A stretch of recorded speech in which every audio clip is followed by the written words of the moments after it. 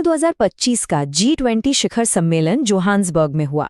इसका थीम था एकजुटता, समानता और स्थिरता।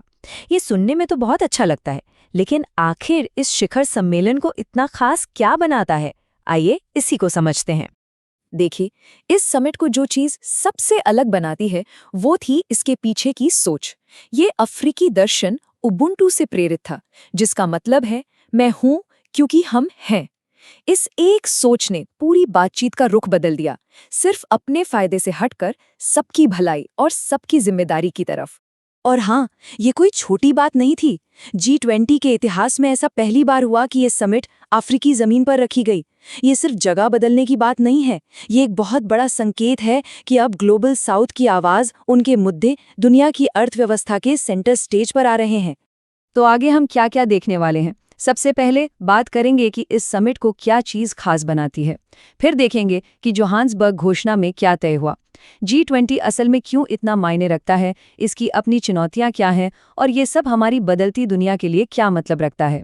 तो चलिए शुरुआत करते हैं उस भावना से जो इस समिट की नींव थी। ये सिर्फ एक नई जगह नहीं थी, ये एक नई सोच थी जिसे उबुंटू की भावना ने एक शक्ल दी। तो आखिर ये उबुंटू है क्या? ये एक बहुत ही गहरा दर्शन है जो कहता है कि हमारी अपनी इंसानियत दूसरों से जुड़ी हुई है, और दक्षिण अफ्रीका ने इसी सोच को अपनी G20 प्रेसिडेंसी का आधार बनाया। इसका मतलब ये था कि टकराव की जगह सहयोग पर और एक दूसरे पर उंगली उठाने की जगह साझा जिम्मेदारी पर जोर दिया गया। अच्छा, तो अब बात करते हैं समिट के ठोस नतीजों की, यानी उन वादों की जिन्हें हम सब जोहान्सबर्ग घोषणा के नाम से जानते हैं। इस घोषणा में दुनिया की कुछ सबसे बड़ी समस्याओं पर फोकस किया गया, जैसे कि विकासशील देशों पर बढ़ता कर्ज का बोझ, क्लीन एनर्जी की तरफ बढ़ने की जरूरत, जरूरी खनिजों का सही इस्तेमाल और हाँ, युवाओं और महिलाओं के लिए खास टारगेट। सबसे बड़े मुद्दों में से एक था कर्ज। इससे निपटने के लिए एक नए कमीशन का प्रस्ताव रखा गया। ये कमीशन एक बुनियादी सवाल की तह तक जाएगा।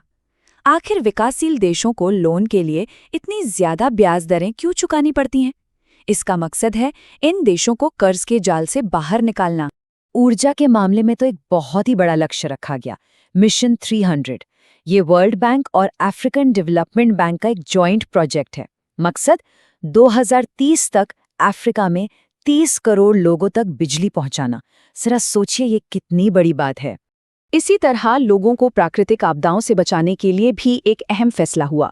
UN के एक लक्ष्य को अपनाया गया कि 2027 तक दुनिया के हर इंसान तक अर्ली वार्निंग सिस्टम, यानी समय से पहले चेतावनी देने वाले सिस्टम की पहुंच हो। इसका सीधा मतलब है जानें बचाना। एक और बड़ी कामयाबी मिली क्रिटिकल मिनरल्स, यानी जरूरी खनिजों पर। G20 ने एक फ्रेमवर्क तैयार किया। ये एक तरह की स्वैच्छिक गाइडलाइन है जो देशों को अपने प्राकृतिक संसाधनों का सही इस्तेमाल करने में मदद करेगी। और सबसे खास बात यह है कि ये फ्रेमवर्क देशों के अपने संसाधनों पर उनके हक का पूरा सम्मान करता है। युवाओं के लिए नेल्सन मंडेला बे टारगेट को अपनाया गया। इसका मकसद है 2030 तक उन युवाओं की संख्या 5% कम करना जो न तो कोई नौकरी कर रहे हैं, न पढ़ाई कर रहे हैं और न ही कोई ट्रेनिंग ले रहे हैं। ये युवा बेरोजगारी से लड़ने के लिए एक जरूरी कदम है। और जेंडर इक्वालिटी पर भी एक बड़ा लक्ष्य रखा गया। पहले के टारगेट को और मजबूत किया गया। अब लक्ष्य ये है कि 2030 तक लेबर मार्केट में पुरुषों और महिलाओं के बीच के गैप को 2012 के मुकाबले 25% तक कम किया जाए। तो ये तो हुई घोषणाएं, लेकिन जरा एक कदम पीछे हटकर देखते हैं कि G20 इतना जरूरी है ही क्यों? इसकी बड़ी तस्वीर क्या है? G20 की असली ताकत है इसकी बनावट में। ये G7 जैसी पुरानी आर्थिक ताकतों और ब्रिक्स प्लस जैसी उभरती हुई अर्थव्यवस्थाओं को एक ही टेबल पर लाता है। यही मिक्स इसे एक ऐसी ग्लोबल लेजिटिमेसी, यानी वैश्विक मान्यता देता है जो किसी और ग्रुप के पास नहीं है। G20 के मोटे तौर पर 3 बड़े काम हैं। एक, ये एक क्राइसिस मैनेजर है, जैसा हमने 2008 के आर्थिक संकट में देखा था। 2, ये IMF और वर्ल्ड बैंक जैसी बड़ी संस्थाओं में सुधार लाने का काम करता है। और 3, ये ग्लोबल एजेंडा सेट करता है, चाहे वो डिजिटल इंफ्रास्ट्रक्चर हो या इंटरनेशनल टैक्स के नियम। पिछले कुछ सालों पर नजर डालिए। इंडोनेशिया, भारत, ब्राजील और अब दक्षिण अफ्रीका, ग्लोबल साउथ के देशों का एक के बाद एक G20 अध्यक्ष बनना ये कोई इत्तेफाक नहीं है। इसने G20 के फोकस को साफ तौर पर बदला है। अब बात सिर्फ पुरानी औद्योगिक शक्तियों के हितों की नहीं होती, बल्कि विकास, कर्ज माफी और एक ज्यादा न्यायपूर्ण विश्व व्यवस्था की होती है। लेकिन तस्वीर हमेशा इतनी अच्छी नहीं होती। अब बात करते हैं उन बड़ी चुनौतियों और अंदरूनी मतभेदों की जिनसे G20 आज जूझ रहा है। G20 कई मुश्किलों से घिरा है। बड़ी शक्तियों के बीच जियोपॉलिटिकल टेंशन की वजह से किसी भी बात पर एक राय बनाना लगभग नामुमकिन हो गया है। जब बड़े नेता समिट में आते ही नहीं तो इसकी अपनी वैधता पर सवाल उठता है। और एक बड़ी सच्चाई ये है कि ज्यादातर वादे सिर्फ वादे रह जाते हैं, क्योंकि वो कानूनी तौर पर बाध्यकारी नहीं होते।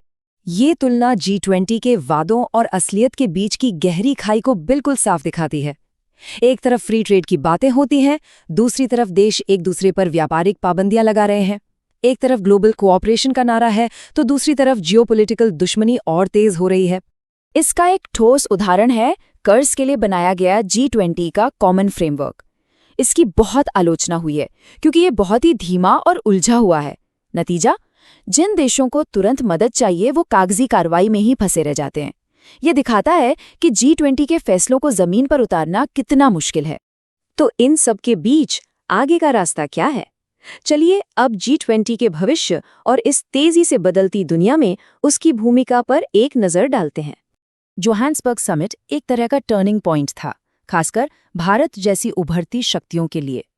कर्ज माफी, क्रिटिकल मिनरल्स और डिजिटल इंफ्रास्ट्रक्चर जैसे मुद्दों पर लीडरशिप लेने की उनकी क्षमता ही ये तय करेगी कि इस नई मल्टीपोलर दुनिया में उनकी भूमिका क्या होगी। और यहीं पर आकर हम एक बहुत बड़े सवाल के सामने खड़े हो जाते हैं। क्या सिर्फ एजेंडा सेट करने की ताकत को एक स्थायी ग्लोबल लीडरशिप में बदला जा सकता है? इस सवाल का जवाब ही आने वाले सालों में दुनिया की राजनीति का भविष्य तय करेगा।